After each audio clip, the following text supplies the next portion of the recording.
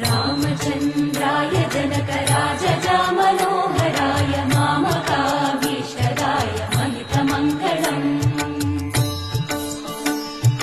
चारुकुङ्कुमोपेतचन्दनानुचर्चिताय हारकटकशोभिताय भूरिमङ्गलम्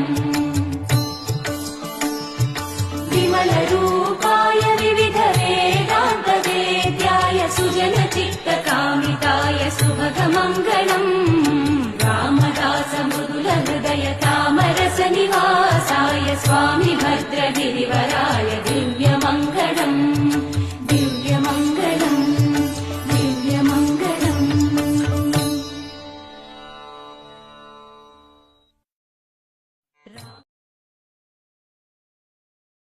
இந்த வீடியோ உங்களுக்கு பிடிச்சிருந்தா லைக் பண்ணுங்கள், ஷேர் பண்ணுங்கள், கமெண்ட் பண்ணுங்கள், சப்ஸ்கிரைப் பண்ணுங்கள், அப்படியே பெல் ஐக்கானை கிளிக் பண்ணுங்கள்.